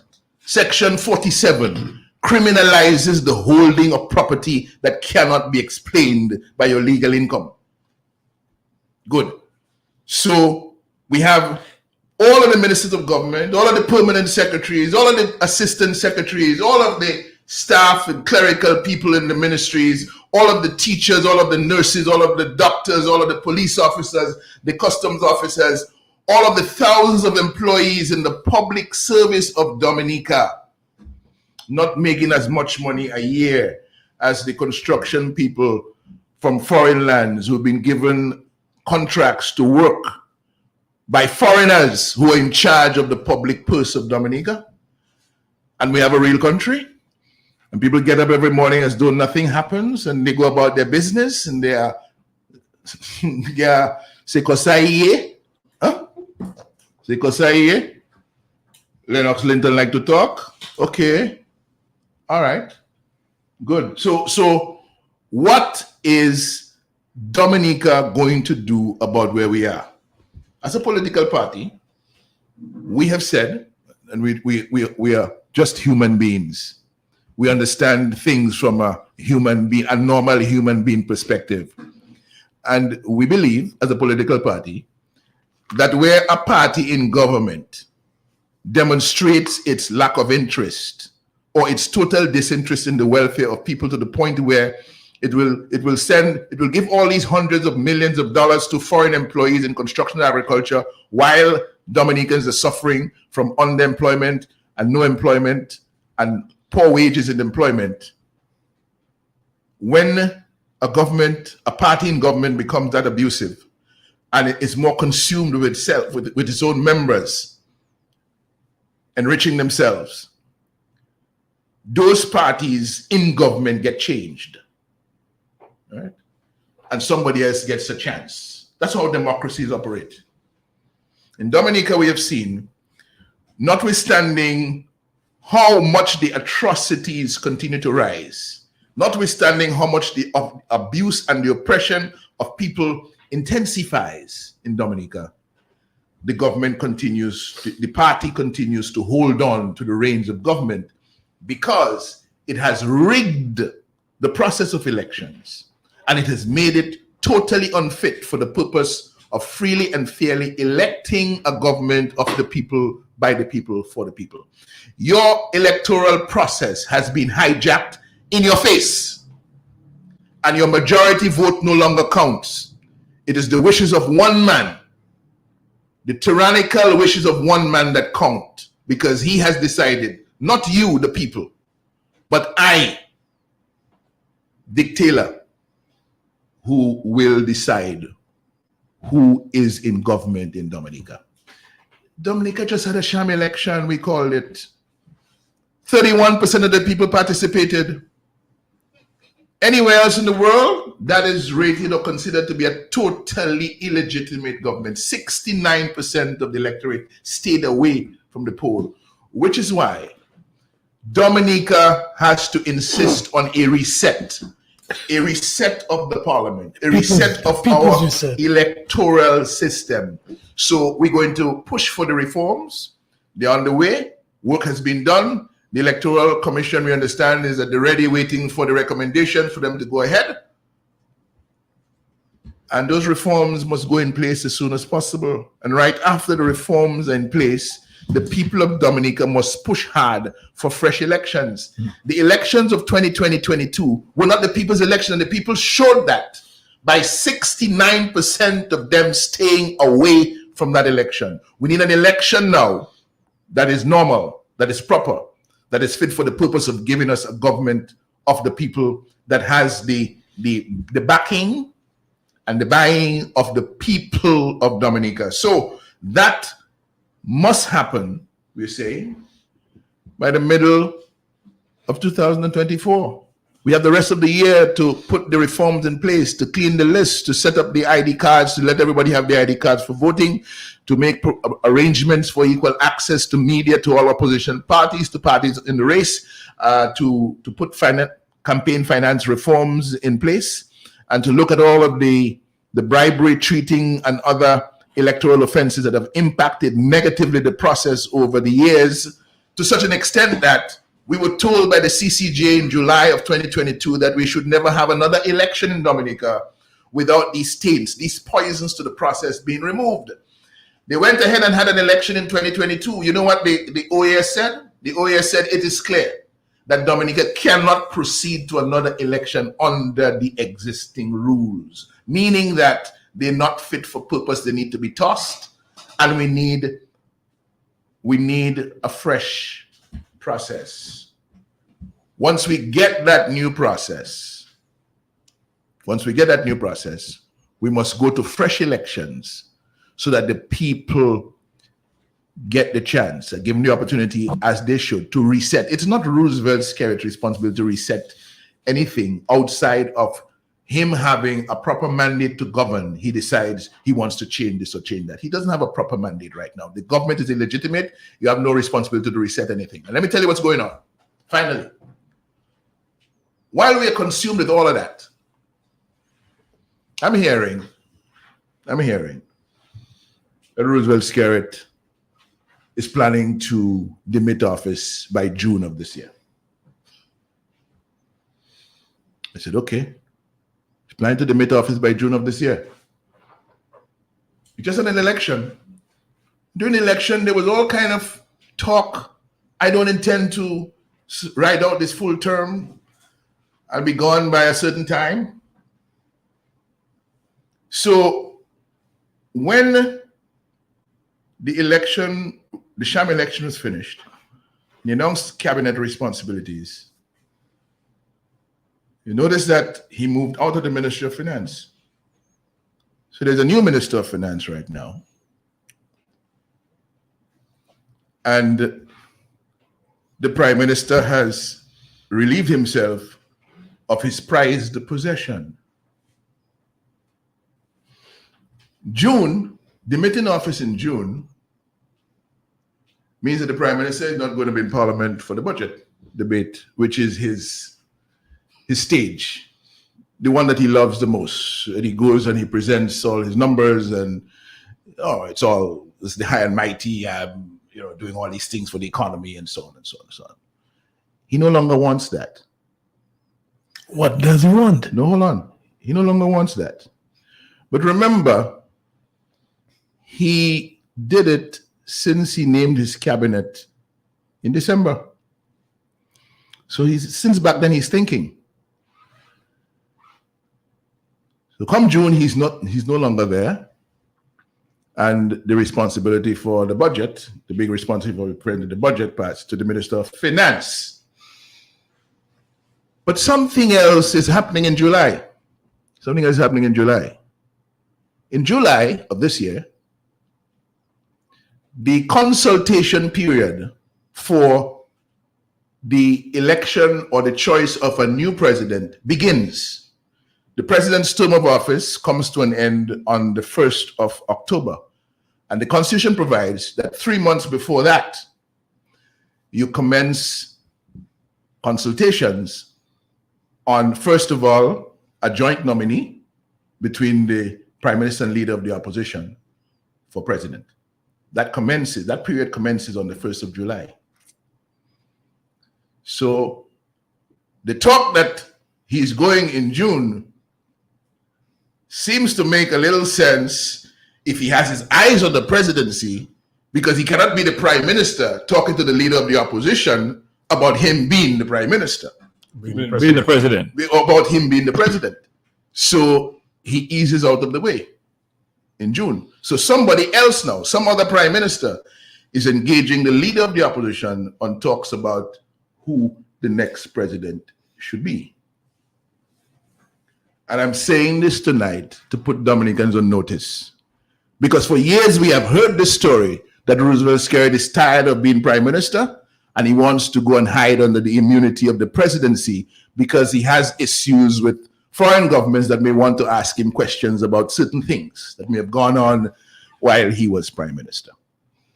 Mr. Linton, I would like to put my name in the hat for presidency.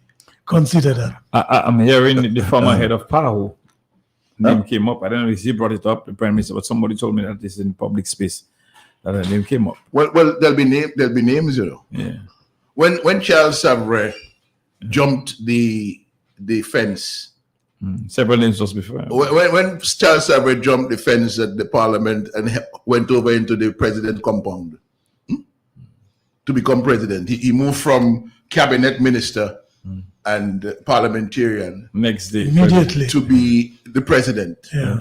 Right?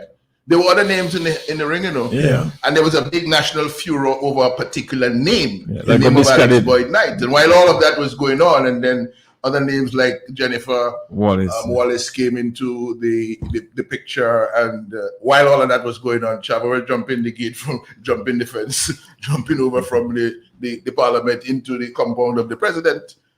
A similar thing may be at play here, where you'll be hearing other names. Roosevelt Skerrit is quietly sneaking himself into the presidency. That won't happen. I saw a poll that was done sometime last year about this presidency thing. Yeah. And it indicated that the majority of Dominicans, over 70% of Dominicans, don't think that's a good idea. Yeah. And in fact, it is not. This business of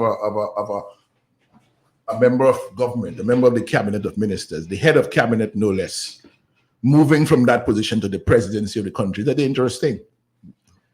And that such an individual is totally incapable of unifying the country, and totally incapable of operating above the political fray, which is what you need in a president. And so it is a bad idea. Dominicans know it to be a bad idea, but guess what? A lot of these very Dominicans feel, even though they don't like the idea and don't think it's a good idea, Roosevelt Skerrit is going to become president anyhow. I don't think so. Okay? Mr. So here's where we are. I don't think so. Watch this one well. And watch to see if you hear anything of a resignation of the Prime Minister in June. All right? But don't wait for June for you to register your outrage with that possibility, because we've been hearing about it for a number of years now. And it seems from certain decisions that have taken place within the last 6 months or so, something is up, given that the presidency will change, or it is supposed to change at the beginning of October in 2023. You're listening to the Workers' Voice. In studios with Mr. Daniel Luge, Mr. Nicholas George, and also Mr. Lennox Linton. It's just 14 to 10. We'll be winding up very soon. We just had some discussion earlier on. We had Mr. Steve Benjamin calling in from the Wesley area. Don't forget tomorrow to join us for that we continue the sales of tickets for the car raffle that will take place on July 5th, 2023 in front of the Prevost Cinema. Only $5 can get you a ticket where you can win a car at the grand prize and also flat screen TV or a rice cooker. Don't forget on Saturday as well, we'll be in Laplin, in Dalis, Laplin constituency, Victoria Dalis, but Black Stars down there to have a discussion on electoral reform and other issues. You have our Vice President, Mrs. Francisco Joseph, or Deputy Political Leader and new President of the Dominican Cricket Association right now, Mr. Clement Master and Mr. Lennox Linton, our President, will be there, and other members of the United Workers' Party. Mrs. Ernie John Finn as well from the Castibus constituency will be there. So join us in Dalis, Victoria Dalis by Black Stars for that very important discussion. Gentlemen, the discussion moved. Mr. Nick, we heard earlier on. Mr. He's been taking notes. Yeah, I'm always taking notes. But the discussion around what is happening there, or resources, and you started the discussion. Our money is being used vai and no accountability. And you heard Mr. Linton went on in terms of that same direction, but moving to other areas. And look, somebody just messaged me and told me that Chinese are doing renovations on the other house in Vegas, changing tires, extending the pool, changing the front gate and everything, automatic front gate and everything. Windows are being changed at that property again, and all that is being money is. You see it as kickback. You see a lot of things that is not transparent. Accountability, where Roosevelt's going to get all that money to be building and renovating and bringing new furnitures in this. New furniture is going into the one in Vegas as well. So there's a lot of things that need to be discussed, and I'm happy that we're doing that tonight. Let people begin to understand. We're in the Lenten season, so people are a bit more sober at their homes, listening and digesting. Mr. George. Yeah, I would like to speak on two things really. Go a little bit on what Honorable Lennox Linton has spoken. But I want to ask the question, if $214 million was expatriated from Dominica by foreigners out of the construction industry, we have to ask the question, what were the public sector investment projects on which those monies were spent? What were the projects in Dominica? And if you take 1 year, 2022, $200 million is expatriated. In construction terms, at least when I was building my father's house, it is 40% for workmanship, not labor. 40% for workmanship and 60% for material. So if you use the base of 200 million expatriated, and you just use that figure, then it means 60% is 300 million. Yeah. So that the public sector investment projects, the money spent there was 300 million for the material. Right. So what were the projects that were on that money all that money was spent? So that means 500 million was spent. Right. To pay for workmanship and to pay for the material. If we use that same formula, I'm not going away from it, because the practice is 200 million will leave from 2022 onwards per year. So in 2023, it might be a little less, but let's say 2024, 1st January 2024, and you use that formula, and foreigners expatriate 200 million again, and the airport takes 5 years to construct, that is 200 by 5. That's 1 billion. So the possibility in 5 years of the construction workers imported into Dominica expatriating $1 billion in 5 years, which would make a total expenditure in the public sector investment program, Project 1, the airport, $2.5 billion. All right? Now that is $2.5 I'm not a financial expert. I am just doing basic arithmetic. Yeah. I'm not a mathematician. Just basic arithmetic. I am saying if 2.5 billion is likely to be the cost of the airport project based on what the Prime Minister told us, that's what the Prime Minister told us, because he can't tell us what were the projects on which the money was spent.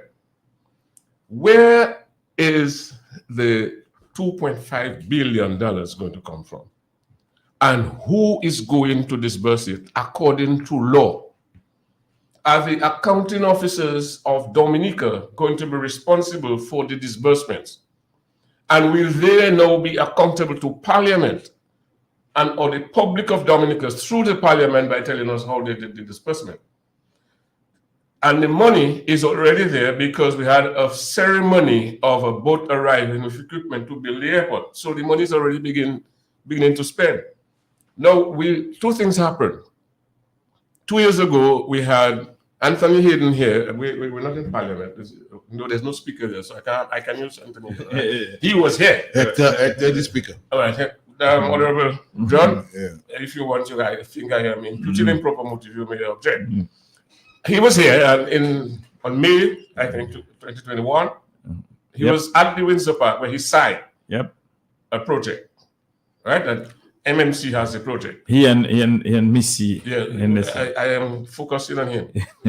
And then sometime last year, we also the news release, not from Dominica, it originated from outside of Dominica, that a contract was given to China Railway 5. Yeah. Now, in that contract ceremony, Well, there was okay, Nick. Two things. Number one, you had a contract for an agreement with Hayden to be the developer for the international airport. It's a developer contract, and then you had an agreement between him and China Railway 5 for the main contractor. This now China Railway 5 is the main contractor of the airport. MMC, Hayden and MMC are the developer. Okay. Right. Now, in the ceremony where the contract between MMC and China Railway 5 was signed, there was no discernible Dominican of a particular complexion that we could see represented official Dom from Dominica present. Nobody. No, I didn't see that in the picture. I'm not saying there were no Dominicans. I am saying there was no. No, but you need to be careful with there's no Dominican, because the person who is there who has a CBI passport can say they're Dominican. No. You hear what I'm saying? I'm saying there was no Dominican in that picture of a discernible pigment. Or likeness. Pigmentation. Image and likeness. And likeness In the who photo. I know represents Dominica's citizenry present. So that was totally foreign. Okay, so we have work to do, and the accounting officers need to begin to work their figures to explain to us. The other one I want to speak on is this question of law. Honorable Linton, myself, you, and Honorable Danny Lugie are all before the courts. Yeah. We've been before the courts for in excess almost 8 years now. Okay? And every adjournment requested for these court matters were made, the requests were made by the prosecution. This year, at the opening of this year's law term, the Chief Justice mentioned that she is observing a deterioration in confidence in the judicial sector in the OECS. And she's concerned about that. Well, Madam Chief Justice, we are concerned in Dominica that 7 to 8 years can lapse on a matter of abuse of the court process, and you as Chief Justice would do nothing about that to dispense justice to people who are being oppressed, politically oppressed. Then we come home to something else now. A gentleman went on the airways, on the internet, and he said, give him the material and he would do something with the Prime Minister. The Prime Minister did not complain, has not complained, but the gentleman was arrested within seconds of him saying that, he was arrested. Another gentleman gets on the airwaves and threatens the citizenry of Dominica with violence. No, hold on. Before you go there, I was threatened. My life was threatened, and I reported to the police. Didn't take any action. But where in the case of Roosevelt Square, there was no report. The police knew that they were supposed to take action. They did that. And they totally ignored my request to take action, where I presented them with the evidence that my life was threatened by this gentleman making statements on the same World Wide Web, on the same internet. I presented them with the video of my life being threatened. And they did absolutely nothing about it. Right. And so this fellow does what he did. Doesn't I use what he did. And yesterday I saw him, interestingly, on a video in the company of the police contingent that was providing peace services at Wesley. And that disturbed me, because I saw at one point he was so agitated that a sergeant of police went to him and physically brought him away from the people who were walking, not demonstrating, who were walking. But you could see him actively remonstrating and asking the people to leave Wesley. That is not good for the country. Last week, I heard Father Branca John speak about the deterioration of values in Dominica. Those of us who didn't hear it, we need to ask the radio station for copies of that audio and listen to it well. Because there's substantial decay that is taking place in our society, and we are playing as if we're not seeing it and we are not hearing it. But the good Padre has warned us that seismic activity has already begun. It is left to us to decide whether we're going to evacuate or we're going to stay in place to feel the impact of that seismic activity. Justice is not being delivered in Dominica, and it is apparent that the government and the police department believes that those who are in search of justice, the dispensation of justice, will stop looking for it merely because they stop functioning. That's both the police and the courts. Okay. You know, I wanted to make one point, because I realize the time is almost over now. You know, it was just a beauty for me to just sit down in the studio, listen to you, Commander Nick and Honorable Lennox Linton. But I'm glad you ended on justice and the absence of justice. You talk about a matter that's in the court for 7 to 8 years. I have a matter in court. We all. All of us have a matter in court. But my matter in particular, I just want to mention, from 2019, I was kidnapped by the police in Mount Daniel. And you know, up to now, almost going on the 4th year, we cannot have a hearing yet. Madam Justice, what's her name, Pereira? Yes. Janice Yes, Pereira. sure, yeah. We have a problem in Dominica. People will start taking justice into their own hands, and we don't want that to happen. That is not what I'm recommending. But if after 4 years, a member of parliament was kidnapped in his constituency by the personal security detail of Prime Minister Skerrit, and we cannot have a hearing now. You mentioned the other matter, at 7 or 8 years, and it can't be heard. We have a big problem in Dominica. But We on that. let's not listen. So you must mention, that you were detained, and you were first imprisoned. Where were you first imprisoned? in the Yeah, Prime Minister's driveway, No, in his car. Yeah, On the that's where I was premises where first. the Prime Minister resided. Yeah. No, You listen. must remember that. Yeah. No, but listen to this. Listen to this. I was with Danny Lugay the afternoon. We had come back from a funeral in Paybush, Wesley. or in Wesley. Yeah. It was Coffee. Danny Lugay, Oliver Walsh, and myself in the same vehicle. The day before, there was public interest expressed in seeing the residence of the Prime Minister at Mount Daniel to the point where there was an assembly of persons at the foot of Mount Daniel that afternoon, and some people walked up there. That afternoon, the following afternoon, against the background of barricades in the road and so on the day before, we drove up to Mount Daniel, the general area there, before they dropped me home. I live at Mount Daniel. We drove up to see whether anything was going on there. And when we were driving on the public road by the Prime Minister's residence, we saw a fracas and stopped the vehicle. Curious? You want to know what's going on? This is Danny Luge's constituency. This is the neighborhood in which I live. We're in the vehicle. And it is from that vehicle that the police officer opened the door and yanked Danny Luge out of the car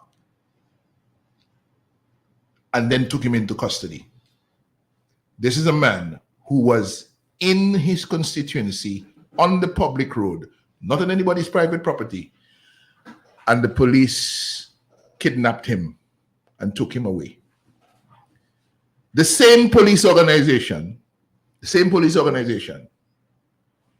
has me before the court on a charge of incitement, has Hector John before the court on a charge of incitement. Hector, what did you do?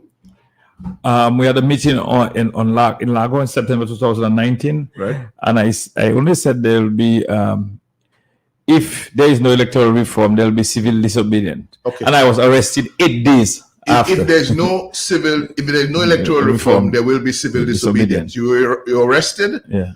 and you are before the court Yeah. on bail. Yes. You were released on bail. Right. $75,000 or something of the sort, Yeah. Something like that. to appear in court to be tried on an incitement charge. Yeah. That was 2019, 2020. Brian Linton is before the court on a charge of inciting people to treason. The statement that is deemed to be offensive was made 2 years. 18 months Earlier. before He was arrested. the police descended on his home at the crack of dawn, ransacked his house and took him into custody from Margot, brought him into Roseau. I am before the court on a charge of incitement for statements made at a public meeting in Roseau, outside the financial center, February 7th 7th. of February 2017, where I indicated simply, the police have no legal authority to insist that we have to stop the meeting at 3 o'clock because there's no law that gives them that authority. That's all I said.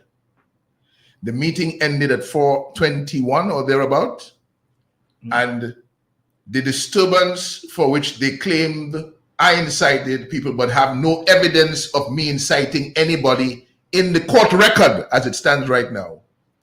Those disturbances took place later in the night when young people decided to take on the police, and some of the very elements that are in the favor of the Labour Party right now were the ones causing the mischief and the mayhem in Roseau. But I am the one who's before the court on the incitement charge. I heard the voice note of the man from Wesley, which threatened the public peace, which threatened bodily harm on individuals, and which announced a usurpation of the functions of the police and the responsibility for traffic control on the day when the walkers decided they were going to come to Wesley.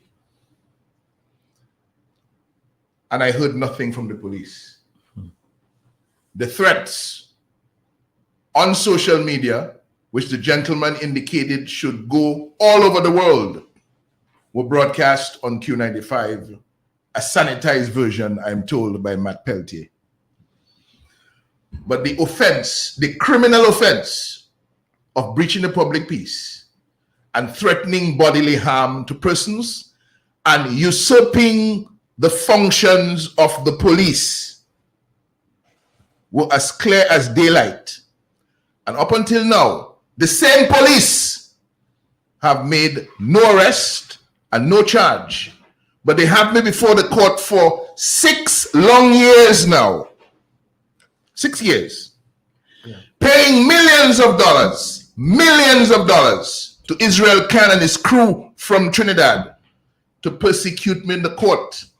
While I'm in the court, the DPP can null et pros the case against the members of the government that the CCJ said should go to trial.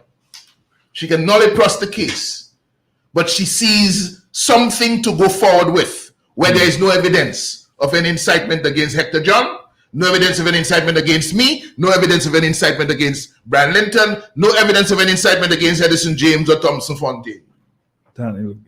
What are we doing in this country, for crying out loud? Why was there no arrest by the police, and where does the police get any credibility tomorrow to be arresting anybody for? They just met me in the street 2 days ago. Police officer stopped his van. He said, "Mr. Linton, we have a traffic matter. Yeah, some bad parking in Rose or whatever, $200. I give him $200. They give me a receipt." So for parking badly in Rose, I pay $200. For threatening people's lives, for breaching the public peace, for usurping the functions of the police authority in Dominica, one man gets the collaboration of the police to work with them on the day he was supposed to be breaching the public peace, and for which they did nothing. It is absolutely abhorrent. And we need to stop it in Dominica. This will not end properly. It will not end nicely. It will not end nicely. It is too much oppression and too much fighting against what is good, what is right, what is honest, and what is just. You cannot continue to have all this state-sponsored tearing down of the institutions of justice and order in the country. It is not going to end well. And I call on the police authority tonight to stand up. I call on the office of the DPP to do the right thing. I call on them to prevent Roosevelt Skerrit from destroying this country. God bless Dominica. Thank you very much, Mr. Linton, Mr. George, Mr. Lugie. We have had a really packed night. We couldn't even take calls. We only entertained a few calls. Steve, thank you for joining us. And Bob Marley, I think that is 2 calls we took. You know, a lot of WhatsApp messages that people were listening. We were supposed to do the give some free tickets for the raffle. We're going to do that next week. Early. Just prepare yourself. We're going to ask some questions, and we're going to ask questions about our party, United Workers' Party, and everything. Just think of workers from 1988 to now, and we'll be giving some free tickets. Thank you for joining us. Thank you for being here with us. We'll see you next week. As I always say, on the weekend, find a place of worship, find a place to thank God for His blessings for the week, and to guide you to see the coming week. Just all the very best to you and the family. Have a great weekend. See you in tomorrow, as we continue to sell out the tickets, and also on Saturday, the same place at the front of the previous cinema, and also join us in Dailies, Victoria Dailies by Black Star, as we discuss electoral reform and other issues with Mrs. Francisca Joseph, Mr. Clement Masley, Mr. Lennox Linton, Mrs. Ernie John Finn, and other members of the United Workers' Party. Thank you, Mr. Danny Luge. Thank you, Mr. Nicholas George. Thank you, Mr. Linton. God bless you, and have a wonderful evening. Thank you. Thank you. Bless. Thank you. Thank you very much. Right. God bless. Yes, let me just do this there as we close down. Got very close to it. Yeah, I will be going there now. Passing through. Your mic is up. All right, once again, thank you. God bless you as we move on. Controversial foreign agents bill that many here saw as a threat to civil society. And they accused their government of trying to move Georgia back into Russia's orbit. We don't really want to be part of Russia and everything they're doing. The whole Georgia is against it, actually. What do most Georgians want? We want more integration in Europe. This is our goal. This is our main request. Since we want to be part of Europe.